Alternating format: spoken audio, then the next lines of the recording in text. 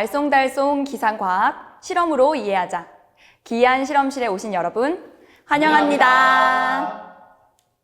저는 행신고등학교에서 지구과학을 가르치고 있는 교사 김미란, 김성묵, 박정민입니다. 반갑습니다. 반갑습니다. 네, 선생님 오늘은 어떤 실험 해주실 거예요? 예보관님, 뭉게뭉게, 둥실둥실, 솜사탕 이 세 말을 들으면 어떤 단어가 떠오르시나요? 정답, 구름. 맞습니다. 네, 오늘은 구름 발생 실험을 진행해 보도록 하겠습니다. 구름 발생 실험 장치, 그리고 향, 그리고 점화기가 있습니다. 저희가 뭐 도와드릴 게 없을까요? 네, 저희가 먼저 설명부터 드릴게요. 지금 이 안에 빈 공간에는 공기가 들어 있습니다. 그리고 제가 밸브를 꽉 잠글 거예요. 왜냐하면 주변과 공기가 유입되는 것을 막기 위함입니다. 그리고 예보관님께서 이렇게 압축 장치로 압축을 해주시면 이 내부에 있는 공기가 압축이 되고요. 그리고 이 압축되는 동시에 압력 게이지가 올라가는 것을 확인하실 수 있을 것 같아요. 그리고 저희가 이 밸브를 열게 되면 공기가 축 빠져나가게 되면서 순간적으로 공기의 팽창이 일어나는데 이때 무슨 일이 일어나는지 한번 확인해 보도록 하겠습니다. 누르면 될까요? 네. 압력이 올라가는 게 보이겠죠? 오, 많이 올라갔어요. 네, 더 이상 안 될 때까지. 안될 점점 때까지. 힘드시죠? 네. 힘이 모자라실 이제 것 더 이상 같아요. 못할 때라고 네. 생각이 드시면 말씀해 주세요. 아직도 조금씩 들어가고 있습니다. 네. 네, 제가 힘이 워낙 세서 많이 들어가고 있습니다. 무슨 말씀을? 됐습니다.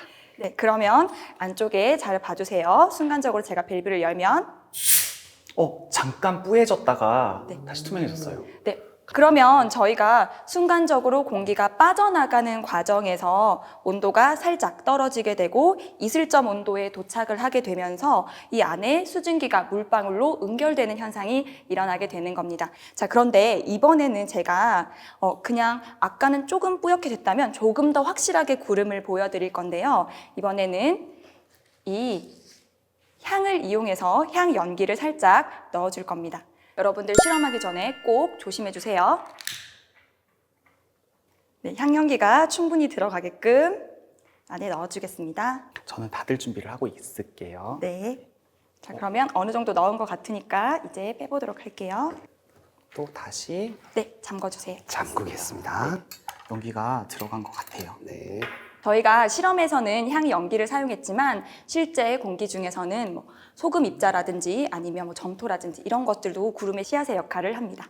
다 잠긴 것 같아요. 선생님 된 것 같습니다. 그러면 다시 한 번 더 꾹꾹 눌러서 압축해 주세요. 네, 이번에는 통보관님 한번 해보시죠. 예보관님 힘 빠지신 것 같은데, 예. 제가 도와드릴게요. 충분히 압축되었다고 생각이 되시면 말씀해 주세요. 되었습니다. 네, 그러면 네. 다시 한번 밸브를 빠르게 풀겠습니다. 오! 우와, 보이셨나요, 여러분? 예. 와, 네. 엄청 뿌얘졌어요. 그래서 아까 우리가 실험했던 거에 비해서 훨씬 더 뿌옇게, 즉 훨씬 더 많은 양의 수증기가 물방울로 바뀐 것을 여러분들께서 확인하실 수 있을 거예요. 네, 선생님, 지금 우리가 방금 전에 한 이 마술 같은 실험이 실제 하늘에서 만들어지는 구름과 어떤 관계가 있나요? 네, 구름은 단열 팽창이라고 하는 과정을 통해서 만들어지게 됩니다. 우선 이 기기부터 먼저 설명을 드리게 되면요. 주변과의 공기 차단, 그리고 주변과의 열 교환을 차단한 단열 상태라고 우리가 가정을 하고요. 순간적으로 밸브를 푸는 과정에서 이 안쪽에 있었던 공기가 순간 갑자기 부피가 커지게 됩니다. 이 과정을 단열 팽창이라고 얘기를 하고요. 이 단열 팽창되는 과정에서 공기는 부피가 늘어나는 과정을 통해서 자기가 가지고 있던 에너지를 부피 팽창에 다 사용을 하게 돼버려요. 그렇기 때문에 이 공기가 가지고 있었던 에너지가, 즉 온도가 살짝 떨어지게 되는 거고요. 이 온도가 떨어지는 과정에서 이슬이 맺히는 온도인 이슬점 온도까지 떨어지게 되면 수증기가 물방울로 응결되는 과정이 일어나게 됩니다. 이렇게 응결된 물방울이 하늘 위에 떠 있으면 구름이라고 하고요. 땅에 있으면 안개라고 얘기하는 거죠. 저희 예보를 하는 분들보다 더 자세하게 쉽게 설명을 해주신 것 같아요. 그래서 제가 보기에도 핵심은 팽창인데 사실 공기가 팽창하려면은 상승을 해줘야 되잖아요. 그래서 실제 저희가 예보를 내는 데 있어서는 공기가 기압이 높은 곳에 있던 어떤 공기가 기압이 낮은 상공으로 가면서 팽창하는 그것들을 많이 봅니다. 그래서 상승하는 원리가 어떤 것들이 있을까요? 여러 가지 것들이 있을 수가 있는데 저기압이 들어올 때는 저기압에 의해서 모여드는 공기가 위로 상승하게 되는 경우도 있고 그 다음에 바람에 따라서 공기가 움직이기 때문에 지형을 만나면 지형적으로 상승해서 구름이 만들어질 수도 있고요. 그리고 또 하나 열이 이렇게 내륙하고 해양하고 다르게 이렇게 열이 공급이 햇빛에 의해서 열이 공급되면 지표가 훨씬 더 뜨거워지거든요. 그러면 이 뜨거워진 공기는 상공으로 대류에 의해서 다시 상공으로 올라가면서 구름대가 만들어지는 이 특징적으로 한 3가지 정도의 상승 원리가 있다고 보시면 되겠어요. 네, 한 가지 더 추가하자면 예를 들면 다음 시간이나 해서 또 살펴보겠지만 따뜻한 공기는 상대적으로 가벼우니까 뜨려고 하고 무거운 공기는 또 무거워서 가라앉으려고 하다 보니까 두 공기가 만났을 때 또 상승 효과가 있을 수 있어요. 네, 그렇게 이 실험을 이해하면 될 것 같습니다. 네, 선생님 그러면 말 나온 김에 혹시 인공증우 실험도 가능할까요? 네, 가능합니다. 인공증우 실험을 위한 준비물부터 먼저 소개해 드리도록 하겠습니다. 이렇게 뚜껑이 있어서 밀폐할 수 있는 수조, 그리고 그물망이 있는데요. 저희는 시간을 조금 아끼기 위해서 이 그물망을 테이프로 붙여서 이미 수조에 붙여놨습니다. 그리고 막자사발인데요. 이 막자사발 안에는 드라이 아이스가 들어가 있습니다. 드라이 아이스를 저희가 나중에 빻아서 빙정액의 역할을 할 거고요. 그리고 소량의 소금도 같이 준비해 주세요. 빙정액과 함께 응결액의 역할을 할 것입니다. 그리고 드라이 아이스를 담을 수 있는 스푼, 그리고 저희는 일반 공기보다 훨씬 더 많은 양의 수증기를 공급해 주기 위해서 약간의 따뜻한 물을 넣어 줄 거예요. 그래서 이 따뜻한 물과 따뜻한 물을 넣을 수 있는 용기를 준비해 주시면 됩니다. 그런데 따뜻한 물 그리고 드라이 아이스 같은 경우에는 조금 위험할 수도 있기 때문에 꼭 여러분들 장갑을 껴주시고요. 어른들과 함께 실험을 진행해 주세요. 자, 그러면 제가 따뜻한 물을 부어서 이 수조 안에 수증기를 충분히 공급해 줄 동안 우리 통보관님께서는 드라이 아이스를 빻아주실까요? 네, 그러죠. 조수, 네, 막자, 알겠습니다. 사발. 어려운 작업이 되겠군요. 지금 이 정도 크기 좋은 것 같아요. 어려운 작업을 훌륭히 완수했군. 감사합니다. 드라이 아이스를 빻을 때는 이 그물망의 크기보다는 조금 더 큰 사이즈로 빻아주시면 되겠습니다. 이제 드라이 아이스와 함께 소금을 소량 넣어주도록 하겠습니다. 네, 네, 괜찮아요. 넣어주겠습니다. 네, 손 조심. 주고. 네, 소금도 같이 뿌려주겠습니다.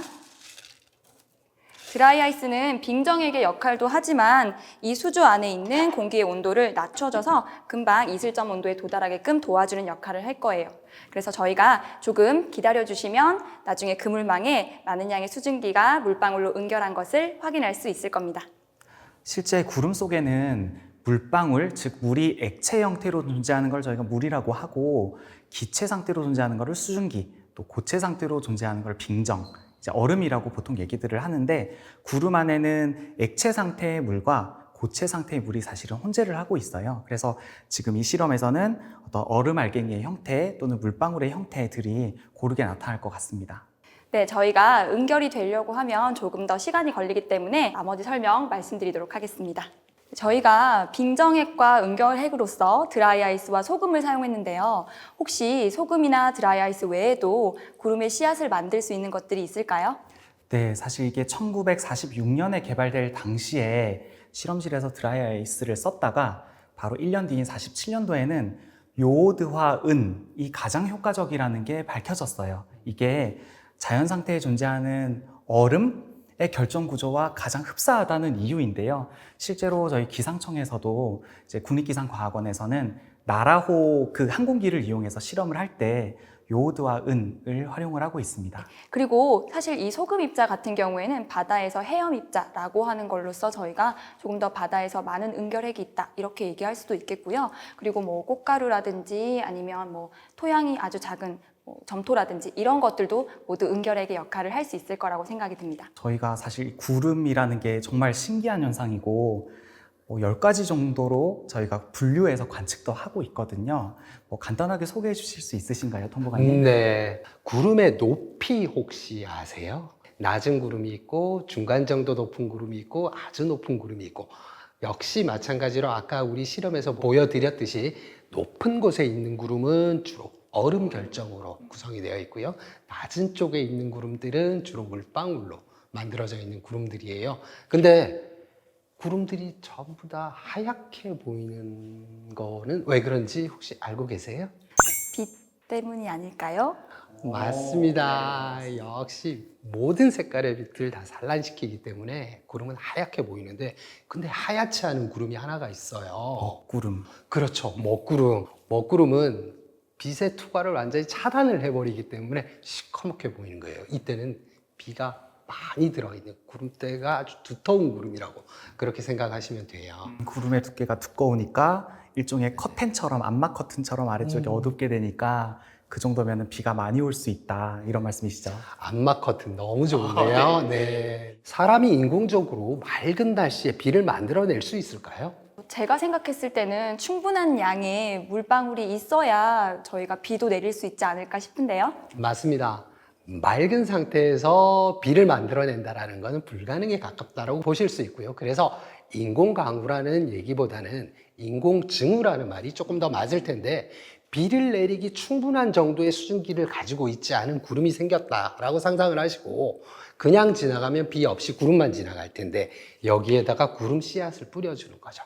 그러면 그 구름에서 좀 더 많은 수증기들이 응결되어서 비로 떨어질 수 있게 그렇게 되기 때문에 인공증우라는 말이 표현이 더 맞을 것 같습니다. 네, 인공증우 하게 되면요, 비가 내리지 않는 지역에서 비를 뿌리게 되기 때문에 가뭄 같은 것들을 해소할 수 있는 효과가 있을 것 같은데요. 혹시 이것 외에도 다른 효과들이 있을까요? 네, 좋은 효과들이 많을 수 있습니다. 제가 생각하기로는 어떤 가뭄을 좀 예방한다는 차원에서 마찬가지인데요. 산불을 끌 수는 없더라도 예방하는 효과가 있을 수 있고 내지는 안개를 솟아시킨다거나 이런 생활 속에서 우리에게 도움을 주는 여러 가지 효과들이 있을 수 있을 것 같아요. 네, 그러면 저희 다시 한번 확인해 보도록 하겠습니다.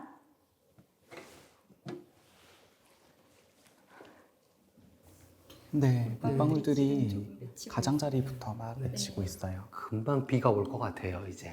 네, 저희가 드라이 아이스를 활용한 인공증우 실험과 구름 발생 실험 장치를 이용해서 단열 변화를 확인해 봤는데요.